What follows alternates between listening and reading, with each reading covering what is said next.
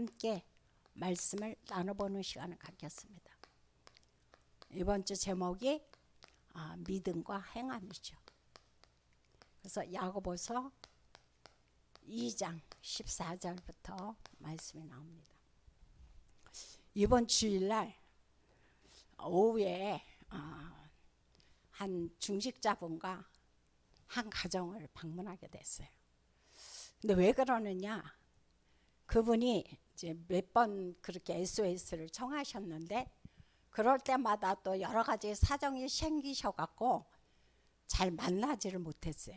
근데 이번에는 너무 다급하게 SOS를 치셔갖고 그 권사님과 함께 그 성도님네 집을 방문했습니다.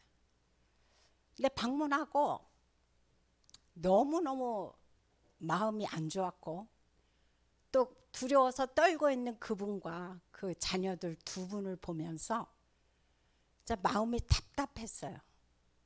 왜 그러느냐? 어떻게 할 줄을 모르고 바들바들 떨고 계시는 거예요. 그리고 식사도 못 하시고 잠도 못 주무시고 그런 상황이 돼서 몸도 많이 수척해지셨고 얼굴도 완전히 그냥 두려움으로 이렇게 완전히 잡혀 계시더라고요. 그래서 그분과 이렇게 말씀을 나누는데 어떤 말씀이 생각이 났느냐? 딱 요한복음 8장 44절입니다. 뭐라고 말씀해주고 있냐? 여기서 너희는 너희 아비 마귀에게서 났으니. 저는 처음부터 진리가 그 속에 없으므로 거짓을 말할 때마다 제 것으로 말한다라고 말씀해주고 있어요. 그러면서 그는 처음부터 살인한 자요 진리가 그 속에 있지 않으므로 진리에 서지 못하고 거짓을 말할 때마다 제 것으로 말한다라는 말씀을 하셨어요. 왜 제가 이 말씀이 생각이 났느냐? 이분이 결혼한 지가 한 15년 되셨어요. 한 15년 되셨는데 그때부터 지금까지 그 남편분이죠, 그죠? 남편분의 그 삶이 다 거짓말이었어요. 모든 게 다 거짓말이에요. 모든 말한 것들이. 근데 이분은 그것을 진짜 그 마음에 믿었고 그래서 신뢰하고 같이 지금껏 생활을 해왔는데 막상 어떤 일이 닥쳐갖고 어떤 것을 하려고 하니까 그게 다 거짓이었던 거예요. 그래서 이분이 설상가상으로 그 남편분이 이제 정말 뭐 어떤 것까지 나가냐 이분에게 말도 안 되는 요구를 하는 거예요. 어처구니 없는 요구를 하시고 만약에 그걸 들어주지 않으면 이제 정신병원에 감금하겠다라고 진짜 협박 공갈을 하는 그런 지경까지 갔어요. 그러니까 이분이 어떻게 할지를 모르는 거예요. 그러니까 자녀들도 사실 다 나이가 들었음에도 불구하고 이제 일단 남편이 그러고 아빠가 그러니까 그 상황을 어떻게 대처를 못하는 거예요. 왜? 답이 없으니까. 그래서 이분의 말씀을 쭉 듣다가 어떤 생각이 났냐면은 그 생각이 났어요. 요번 주 중직자 편지 혹시 제목 보셨습니까? 요번 주 중직자 편지 제목이 뭐였느냐? 혹시 나는 진실하지 못한 이중적인 삶을 살고 있지 않습니까? 저는 깜짝 놀랐어요. 이분이 그 남편분이 완전히 요한복음 8장 44장에 잡혀 있었고 그분이 하는 것마다 다 거짓이었거든요. 하나도 진실된 게 없었어요. 그런데 이번에 중직자 편지를 우연히 갖고 갔어요. 그러다가 이제 이렇게 가방을 딱 열었는데 이 제목이 눈에 딱 들어오는 거예요. 그러면서 그 말씀을 딱 생각하면서 그렇지. 하나님은 모르는 것이 없던 하나님이라고 우리에게 말씀하셨잖아요. 그래서 그 말씀을 들으면서 함께 그분과 함께 무슨 말씀을 나눴느냐? 누구도 잘못한 게 없다 그랬어요.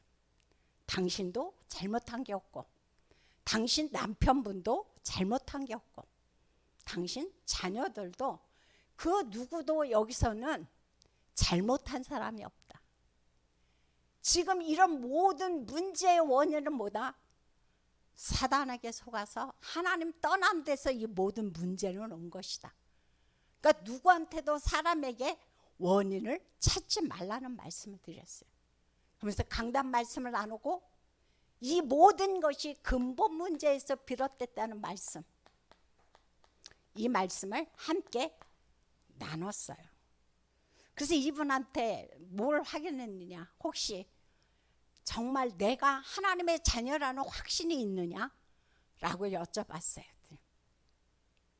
없으신 거예요. 그러면 근본 문제가 무엇인지 아시느냐? 그러면 예수만이 그리스도라는 사실에 대해서 인정하시느냐? 왜? 그동안 하나의 종교 생활을 하신 거예요. 신앙생활은 오래 하셨지만 교회 뜰만 밟고 왔다 갔다 하신 거예요. 그러다 보니까 그 신앙생활 전부가 다 뭐냐? 종교생활이었고 완전히 사단의 그런 꼭두각시 노릇을 할 수밖에 없었던 그런 지경이 이뤘다는 사실을 알 수 있어요. 그래서 이것을 보면서 강단 말씀을 같이 나누면서 무엇을 놓고 기도했냐? 성도님께서 이 문제를 해결할 수 있는 게 아무것도 없다.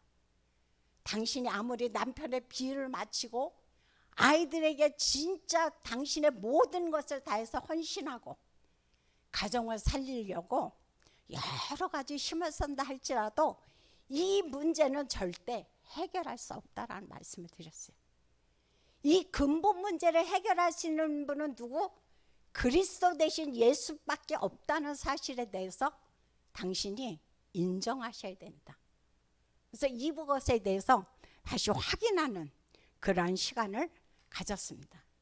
그래서 이 말씀을 드리는데 성도님이 쭉쭉쭉쭉 우시는 거예요. 그렇죠? 눈물이 안 난다는 것은 그 말이 안 되는 거죠. 본인도 너무 놀란 거예요.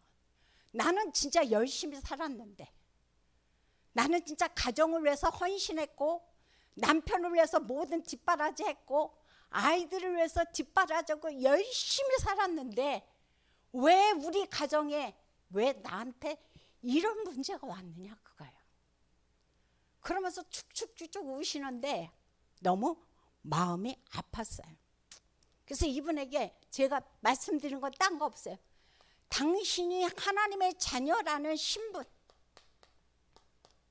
그리고 권세에 대해서 다시 확인을 시켜드리는 그런 시간을 가졌어요. 그러면서 이 말씀을, 이 성경 구절을 적어드리면서 매일매일 큰 소리로 선포하라고 그랬어요. 내 마음의 묵상이라는 것은 뭐냐면은 내가 큰 소리로 읊조리는 게 묵상이거든요. 내가 조용하게 하는 게 묵상만은 아닙니다. 그 속에는 모두 포함됐느냐? 내가 큰 소리로 하나님 앞에 읊조리는 것, 그것도 묵상입니다. 그래서 이 자녀의 신분과 권세의 메시지를, 말씀을 몇 개 적어드리면서 이거를 매일 24시간 하나님 앞에서 큰 소리로 선포하라는 그런 말씀을 당부를 드렸어요. 우리 성도님들께서는 이번 주에 목사님 말씀하셨는데 정말 예수가 그리스도가 아니면 안 된다는 사실에 대해서 얼마만큼 인정하십니까? 혹시 그거에 대해서 나는 이런 경험을 했다라는 그런 것이 있으십니까? 저는 너무 많습니다. 저는 너무 많아요. 제가 특히 결혼해서 가정생활을 이끌어가면서 저와 자녀들이 뼈저리게 가슴에 새겼던 게 바로 뭐냐? 아, 우리 가문의 이 문제는 진짜 그리스도 대신 예수가 아니면 안 되는구나. 이게 뼈저리게 가슴에 담아졌어요. 그래서 정말 오직 복음이 아니면 우리 가문의 이 대대로 내려오는 이 저주의 대물림은 끊을 수 없구나. 그것이 가슴 깊이 새겨지고 새겨지고 새겨지는 그런 시간들이었어요. 그래서 이 말씀을 생각을 하면서 붙잡은 말씀이 뭐냐? 창세기 3장 15절입니다. 그렇지. 여자의 후손 되신 그리스도가 아니면 우리 가문의 이 저주는 끊을 수가 없구나. 바로 창세기 6장 14절. 방주 되신 그리스도가 아니면 우리 가문의 이 저주와 재앙은 끊을 수가 없구나. 그러면서 이제 출애굽기 3장 14절, 너무도 잘 알고 있는 말씀이지만 그리스도의 피가 아니고는 우리 가문의 저주와 재앙을 끊을 수 없구나. 그걸 다시 한번 뼈저리게 느꼈고, 그래서 이분이 뭘로 오셨습니까? 이사야서 7장 14절. 이분이 바로 동정녀 마리아를 통해서 이 땅에 오셨던 분이죠. 그래서 이분이 뭘로 오셨습니까? 마태복음 16장 16절. 이 분만이 그리스도다. 이 분이 아니고는 누구도 이 땅에 이런 저주의 문제, 재앙의 문제, 고통의 문제를 해결할 수 없다는 말씀을 드렸어요. 오늘도 이제 거기가 청천동이죠. 청천동에 다락방을 갔습니다. 근데 이제 그분과 이런저런 말씀을 나누는데, 이분이 중국 분이세요. 중국 분이신데 이제 책은 아주 떠듬떠듬 읽으시고, 그러나 그래도 남편분이 한국 분이시라 말씀은 알아들으세요. 그래서 이분과 지금 다락방을 한 지가 한 4번인가 그렇게 됐어요. 원래 작년에 이분을 만나게 됐거든요. 그런데 계속 이 핑계 저 핑계 대면서 듣지를 않으셨어요. 그러면서 마음문을 열지를 않으셨어요. 그런데 이분을 놓고 계속 기도했어요. 시간표마다, 정시기도 때마다 주님, 구역에서 기도했고 저 혼자 기도했고, 이분을 놓고 기도할 때 하나님 마음문이 열려서 복음 대신 그리스도를 받을 수 있도록 하나님 역사해 달라고 기도를 했는데, 어느 날 전화가 왔어요. 누구한테 전화가 왔느냐? 중국에 잠깐 갔던 그 언니한테. 그러면서 내 동생이 다시 와달랍니다. 그래서 그분 역시 SOS를 청하셨어요. 그래서 저는 그 생각을 했어요. 내가 내 힘으로 뭔가 하려고 애쓰고 노력해서 되는 게 아니구나. 나는 진짜 어떻게든지 그분들을 도와주고 그분들을 살려주고 그분들에게 힘이 되고 싶었지만, 그는 내 열심이었어요. 그는 내 생각이었어요. 제가 이번에 그 캠프를 하면서 뼈저리게 느낀 게 뭔지 아십니까? 내 열심 다 아웃. 내 노력 다 아웃. 그래서 저는 오직 뭐만 붙잡았냐? 하나님, 나는 제 성격 자체가, 저는 열심히 체질이에요. 제 체질이에요. 그래서 그냥 가만히 있어도 되는 건데, 저는 집에서도 그렇고 가만히 있지를 못해요. 그리고 천천히 하지를 못해요. 제 성격상. 그래서 모든 걸 해도 그냥 진짜 열심히 하는 그 성격이 제 성격이거든요. 그래서 이번에 캠프를 하면서도 저는 어떻게 했냐? 제 성향대로, 제 성격대로 열심히 하면 될 줄 알았어요. 그런데 웬걸? 다 문이 닫히는 거예요. 아마 그런 문이 다 닫히는 거에 대해서 얼마큼 경험해 보셨는지 모르겠어요. 저 앞에 질문을 했어요. 하나님, 이거 뭐예요? 저 하나님, 진짜 하나님 앞에서 이분들을 살리기 위해서 이분도 저분도 그렇게 하나님 진짜 제 열심을 가지고 제 힘을 가지고 애쓰고 하려고 했는데, 하나님 다 문이 닫히네요. 하나님, 원인이 뭘까요? 하나님 도와주세요. 기도했어요. 근데 그때 주께서 무슨 말씀을 하시냐? 힘 빼라. 네 힘 빼. 네 열심 내려놔. 그 말씀이 제게 다가왔어요. 저는 그때부터 제가 무엇을 붙잡았냐? 맞아요. 정말 그리스도가 아니면 어떤 것도 할 수가 없네요.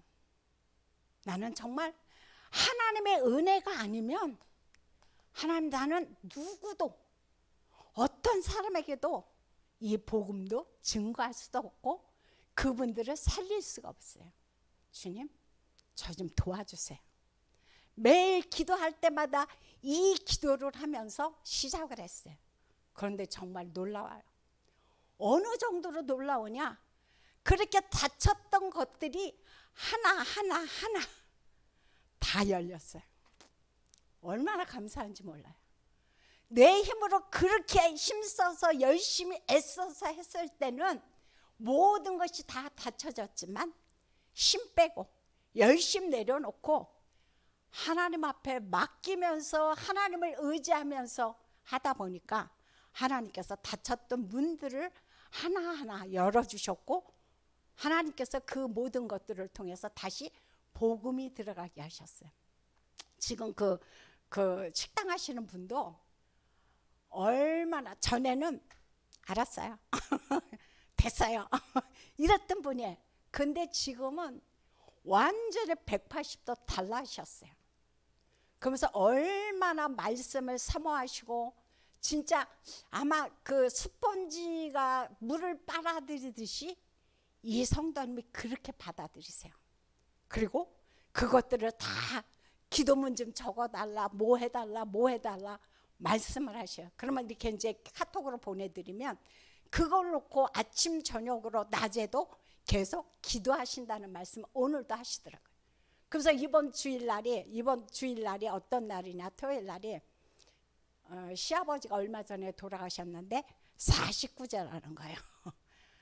그래서 49제가 돌아오는데 어떻게 하면 좋을까요? 질문을 하셨어요. 그래서 고린도전서 10장 20절에 대해서 제사가 어떤 것인지 말씀을 드리고 그분에게도 하나님 자녀의 신분과 권세에 대해서 다시 한번 말씀을 드렸어요. 자, 봐라. 덤프트럭이 16톤 덤프트럭이 쫙 달려오는데 저 앞에서 교통성경이 후루룩 한다. 그럼 그 덤프트럭은 어떻게 되겠느냐 그랬더니 멈추죠. 바로 그겁니다. 덤프트럭은 더 힘이 있고 능력이 있다. 그게 바로 누구냐? 사단이다. 사단은 진짜 가진 권고 몰수를 통해서 그 모든 것을 행하고 능력을 행한다. 하지만 하나님은 당신에게 무엇을 줬냐? 권세를 주셨다.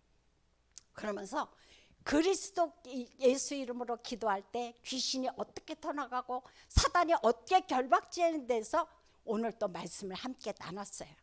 그랬더니 이것도 다 적으시는 거예요.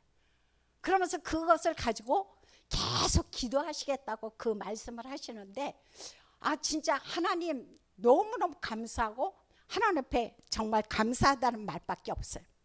그래서 오늘 또 이제 그 집에서 나오는데 거기는 나비공원이 있는데요. 그래서 나비공원에서 여기를 오려면 차편이 그렇게 많지를 않아요. 집에를 가려면. 그래서 꼭 2번을 갈아타야 되는데 차가 자주 안 다니다 보니까 오래 기다려야 돼요. 버스 정거장에서 한참 걸어 나와서. 그래서 오늘도 버스 정거장에 와서 기다리고 있는데 어떤 남자분이 혼자 앉아 계시는 거예요. 그래서 제가 뭐 했겠습니까?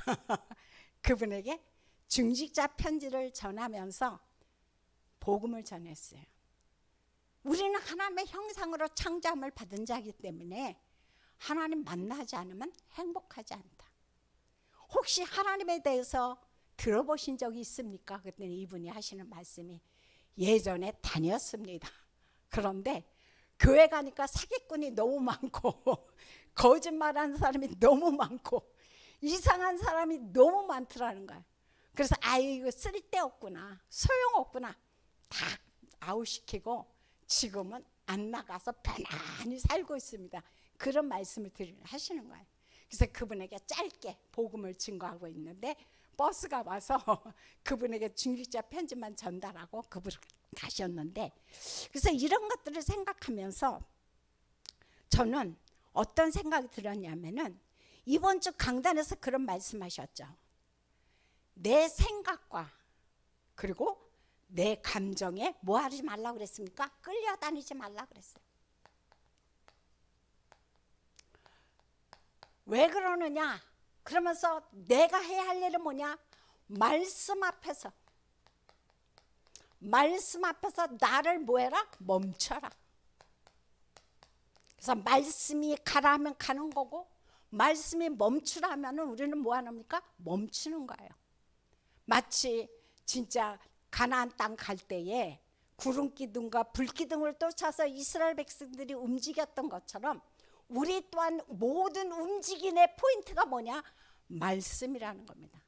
그래서 이 말씀을 따라서 너희가 가고 움직이라는 말씀을 이번 주에 행하셨어요. 그러면서 하시는 말씀이, 말씀을 듣기만 하고 행하지 않는 것은 마치 뭐와 같느냐? 그렇게 되면은 이번 주에 말씀하셨고 지난주에도 말씀하셨죠. 행하지 않는 신앙생활은 우리에게 공허한 삶을 살아가게 돼 있다. 그렇게 말씀해 주고 있어요. 공허한 인생을 괜히 사는 것이 아니다. 네가 하나님의 약속의 언약을 붙잡고도 그것을 행하지 않으면 너는 공허한 인생을 살 수밖에 없다라는 말씀을 하셨어요.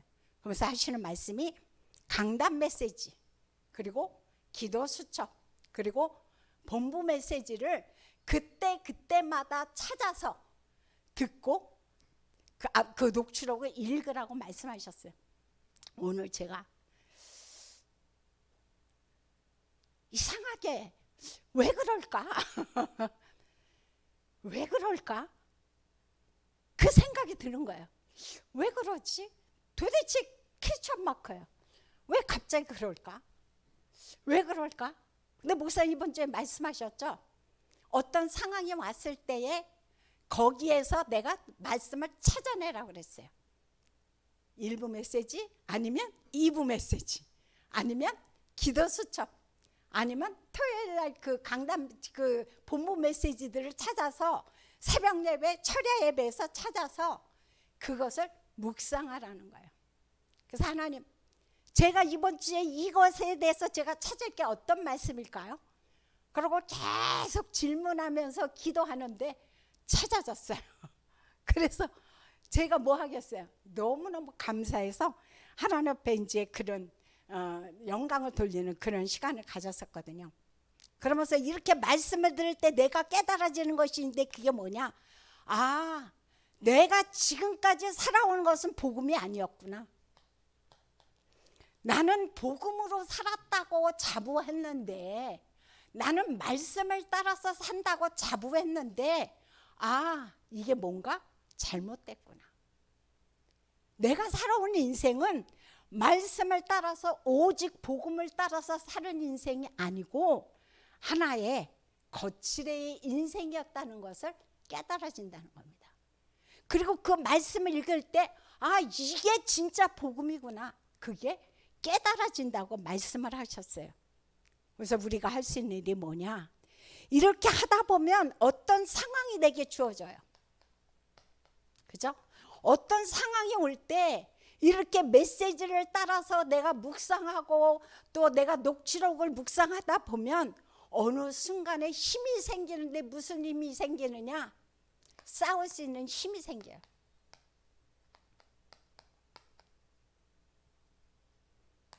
뭐와 싸웁니까? 사람 아니에요. 옆에 사람 아니에요. 가족 아니에요. 누구랑 싸워요? 사단과 싸울 힘이 내게 생겨진다는 거예요. 거기서 또 하시는 말씀이 뭐냐?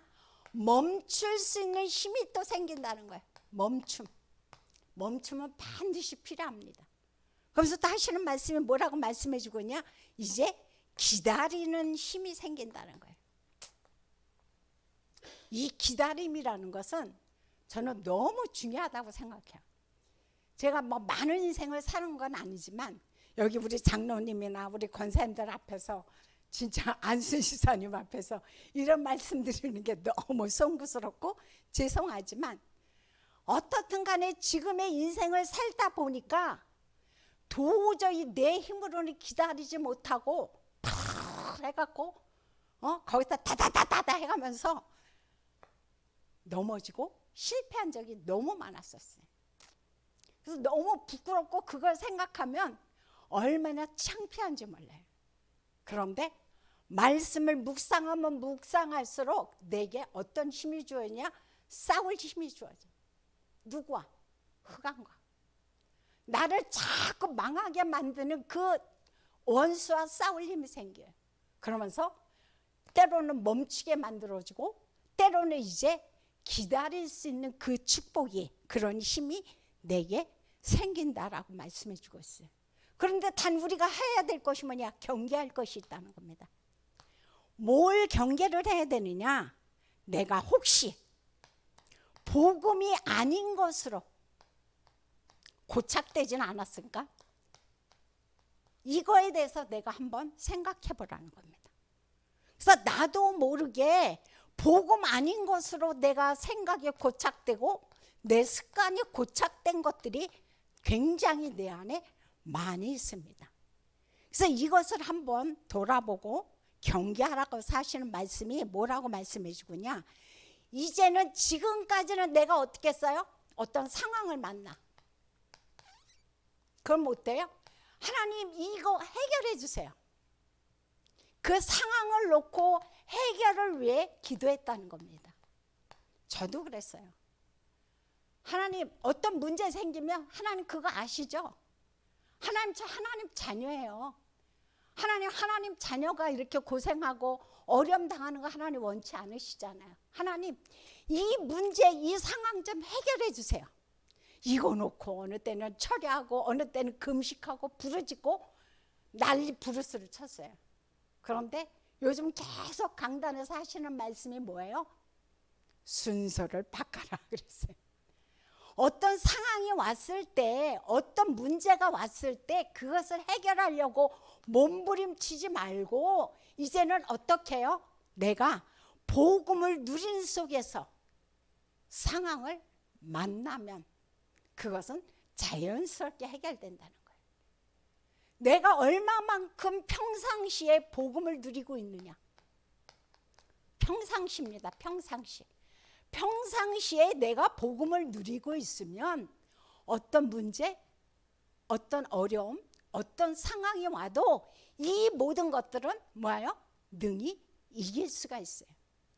그래서 이게 바로 뭐라고 말씀하셨냐? 이보 중에 기도 중에 기도가 바로 뭐냐? 바로 이 순서를 바꾸는 거. 상황을 만나서 기도하는 것이 아니라 뭐예요? 복음을 누린 속에서 상황을 만나는 것. 그게 기도 중에 기도고 그때에 비로소 우리는 그 모든 것을 해결해 나갈 수 있다라고 말씀해 주고 있어요. 그래서 이번 주 본론에서 그 말씀을 해주고 있죠. 믿음의 위인들에 대해서 이제 물론 뭐 초대교회 사람들도 나와 있고 히브리서 11장에 굉장히 많은 믿음의 위인들이 있죠. 근데 그분들을 다 말씀드리지는 않고 오늘 두 분에 대해서 말씀을 해주고 있습니다. 첫 번째 누구냐? 아브라함이죠. 우리는 너무도 잘 알고 있어요. 아브라함에 대해서. 근데 성경에 보면은 어디를 찾아보냐? 로마서 4장 1절서부터 22절에 그런 말씀이 있습니다. 아브라함은 어떻냐? 바랄 수 없는 중에 바랄 수 없는 중에 바라고 믿었다라고 말씀해 주고 있어요.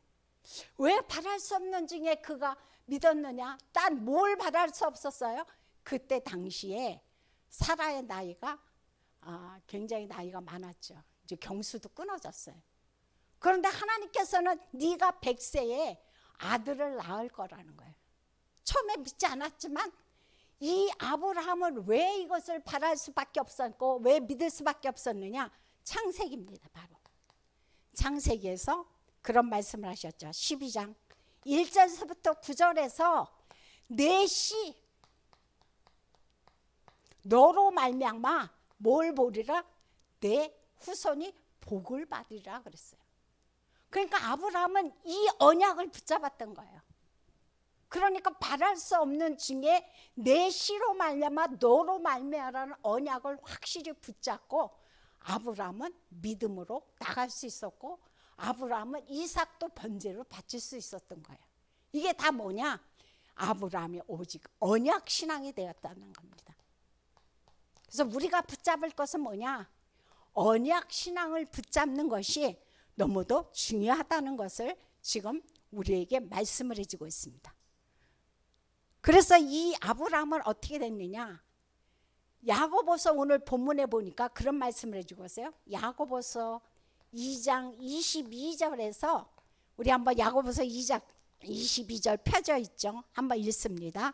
시작. 내가 보거니와 믿음이 그의 행함과 함께 일하고 행함으로 믿음이 온전하게 되었느니라 라고 지금 말씀을 해주고 있습니다. 아브라함은 어떤 사람이었느냐? 믿음이 그의 행함과 함께 일하고 행함으로 믿음이 온전케 되는 그런 삶을 사는 게 누구냐? 바로 아브라함이라는 겁니다. 그래서 이번 주 강단에도 말씀하셨지만 믿음과 행함은 뭐다? 하나다. 이거는 절대로 분리될 수가 없고 바로 믿음과 행함은 하나가 되는 것이 우리의 바른 신앙이라는 것을 지금 우리에게 말씀해 주고 있어요. 그럼 행함이 옳은 것이냐? 그게 아니죠. 이 아브라함은 하나님의 언약을 믿은 거예요. 하나님의 언약. 하나님의 언약을 온전히 믿다 보니까 그것이 어떻게 돼요? 자연히 삶 속에서 그것이 나와지는 거예요.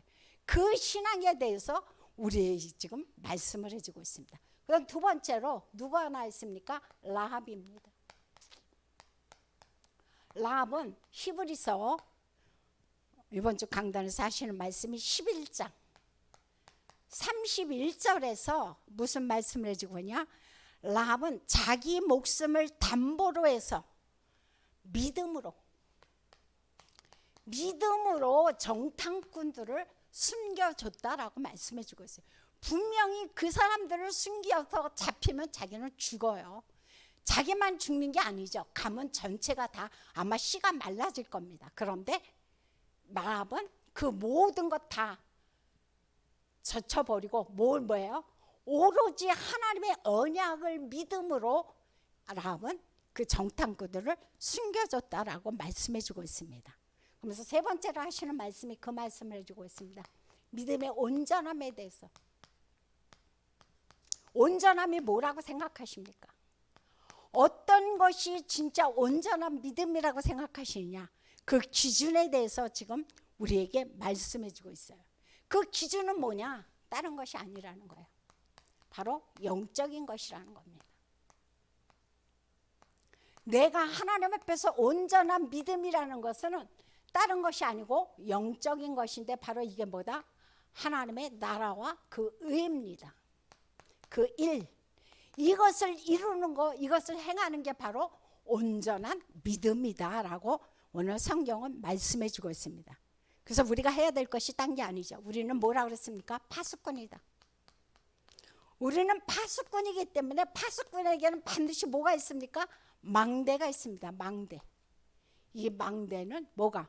플랫폼이 있고 그 다음 파수망대가 있고 이곳에 안테나가 있습니다. 이게 바로 망대입니다. 그래서 여기서 내가 뭐냐요? 7대 망대, 7대 언약, 7대 이정표를 이 7대 여정, 7대 이정표의 언약을 내가 붙잡고 하나님 앞에 뭐 하는 겁니까? 이제 빛을 비추는 겁니다. 무슨 빛을 비춥니까? 말씀을 온전히 믿고 복음의 빛을 내가 가는 곳마다 지역마다 그 모든 곳마다 내가 비추는 겁니다. 그럴 때 어떻게 됩니까? 이제 제가 서론에서 말씀드렸던 것처럼 어느 날 갈급한 사람이, 어느 날 문제 당한 사람이, 어느 날 영적으로 시달리는 사람들한테 연락이 옵니다. 찾아오게 됩니다. 그럴 때 뭐 하는 거예요? 나는 딴 거 없어요. 한 거 없어요. 복음의 빛만 비치고 있었어요. 그랬더니 내가 찾아간 것이 아니라 그분들한테 연락이 오면서 결국은 어떻게 됩니까? 나도 살고 그 사람도 살리고 다 살려요. 다 사는 역사가 나타난다고 지금 우리에게 말씀을 해주고 있습니다. 그래서 이 말씀을 생각하시면서 오늘의 결론은 뭐가 결론이냐? 정말 아브라함처럼 하나님이 나를 벗이다, 하나님의 벗이라고 칭할 만큼, 인정할 만큼 뭘 해라? 말씀을 따른 거 아닙니다. 말씀을 온전히 믿으라는 겁니다. 이 신앙을 살다 보면 내가 바로 그 자리에서 어디에 가나 뭐가 됩니까? 증인으로, 237 치유, 서밋을 하는 증인으로 나를 사용하신다고 오늘도 말씀을 해주고 있습니다.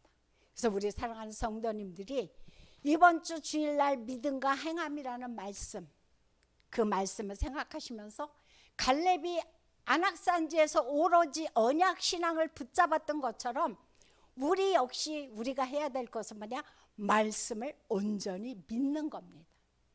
그러다 보면 그 속에서 자연히 내가 막 노력하고 애써서가 아니고 그 말씀이 내 삶 속에 흘러나오게 돼 있어요.